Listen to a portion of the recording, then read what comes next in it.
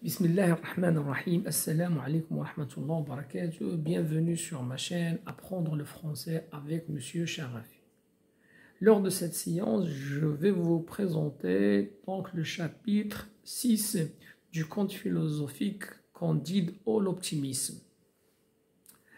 Comment on fait un bel autodafie pour empêcher les tremblements de terre et comment Candide fait ses fouettés. Alors, chapitre 6, c'est un chapitre satirique, car il commence par un bel autodafie. Autodafie, c'est quelque chose, c'est une cérémonie religieuse affreuse, barbare, monstrueuse, inhumaine. Et pendant laquelle on fait brûler des gens qui ont commis des péchés et qui ont été reconnus coupables pour éviter à ce que, par exemple, des inondations, des tremblements de terre ne se produisent. Après le tremblement de terre qui avait détruit les 3/4 de Lisbonne, les sages des pays n'avaient pas trouvé un moyen plus efficace pour prévenir une ruine totale que de donner au peuple un bel autodafie. Et il était décidé par l'université de Coimbra que le spectacle de quelques personnes brûlées à petit feu en grande cérémonie est un secret infaillible pour empêcher la terre de trembler. Alors c'est un paragraphe ironique, c'est un paragraphe où Voltaire critique les responsables du pays en les qualifiant par les sages. Il ne veut pas dire les sages, il veut dire les stupides, les ignorants du pays n'avait pas trouvé un moyen plus efficace pour éviter que la terre tremble encore que donner au peuple un bel autodafie. Et il était décidé par l'université de Coimbra que le spectacle de quelques personnes brûlées à petit feu en grande cérémonie est un secret infaillible, sûr et certain, pour empêcher la terre de trembler. On avait en conséquence saisi un Biscayen. Alors, un Biscayen, c'est-à-dire un Espagnol, convaincu d'avoir épousé sa commère. Il va être condamné à mort, brûlé, parce qu'il a épousé, la femme qui s'occupe de ses enfants, ou bien, c'est comme, si vous voulez bien, sa maîtresse, ou bien, tout simplement, une servante. Et 2 Portugais qui en mangent un poulet. On avait arraché le lard. Et 2 Portugais, de nationalité juive, qui refusent de manger du porc et qui rejettent le lard, c'est-à-dire le porc. On vient lier après le dîner le docteur Pangloss et son disciple Candide. L'un pour avoir parlé et l'autre pour avoir... l'un pour avoir parlé et l'autre pour avoir écouté avec un air d'approbation. Tous 2 furent menés séparément dans des appartements d'une extrême fraîcheur, dans lesquels on n'était jamais incommodé du soleil.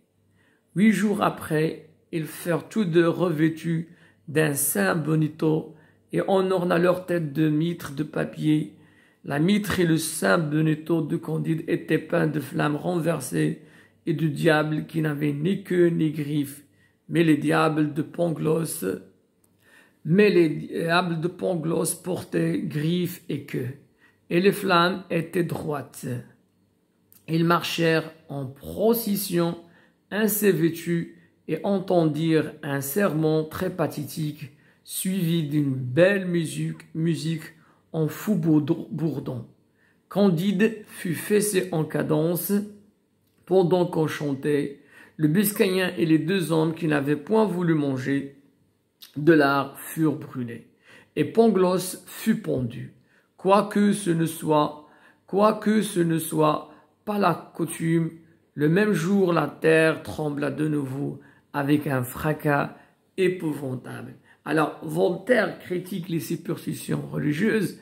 Alors, les sages, entre parenthèses, les ignorants du pays, ils ont organisé une cérémonie religieuse dans laquelle ils vont exécuter, 2 personnes pour éviter que la terre tremble encore une fois. Mais après qu'ils ont condamné ces 2 personnes et qu'ils étaient brûlés, la terre a encore une fois tremblé pour critiquer et dénoncer ces pratiques, d'accord, superstitieuses.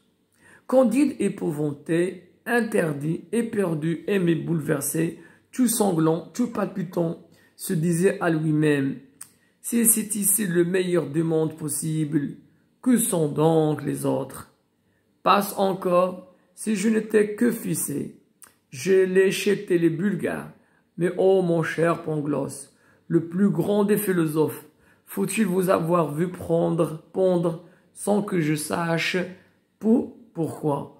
Oh mon cher Anabaptiste, le meilleur des hommes, faut-il que vous ayez été noyé dans le port, oh mademoiselle Cunégonde, la perle des filles, faut-il qu'on vous ait fondu le ventre? Ils sont retournés, se soutenant à peine, prêchés, fessés, absous, c'est-à-dire acquittés et bénis. Lorsqu'une vieille l'aborda et lui dit: mon fils, prenez courage, suivez-moi. C'est bien. Alors, ce chapitre se termine par, d'accord, la pendaison de Pangloss pour avoir parlé, c'est-à-dire on interdit la liberté d'expression ou bien de s'exprimer librement. Candide a été fouetté, voilà, tout simplement parce qu'il a approuvé, voilà ce que disait, d'accord, Pangloss.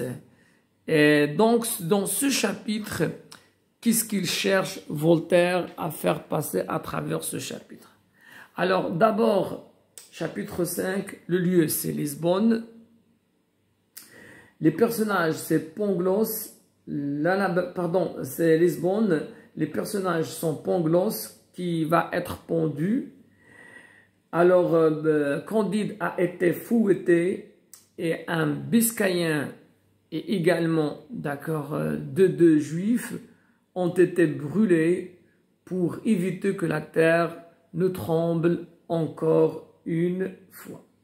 Alors, les aventures, les sages de Lisbonne, pour dire le contraire, c'est une antiphrase ironique, ont décidé un autodafie et l'Inquisition condamne des gens sous des prétextes religieux pour éviter un nouveau tremblement de terre.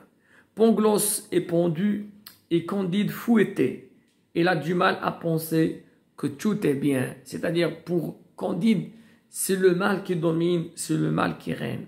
Voltaire, donc les idées, Voltaire se moque de la superstition religieuse qui fait croire aux fanatiques que l'on peut agir sur la nature en punissant les mauvais croyants. Et c'est ainsi que s'achève cette vidéo. À la prochaine, Inch'Allah.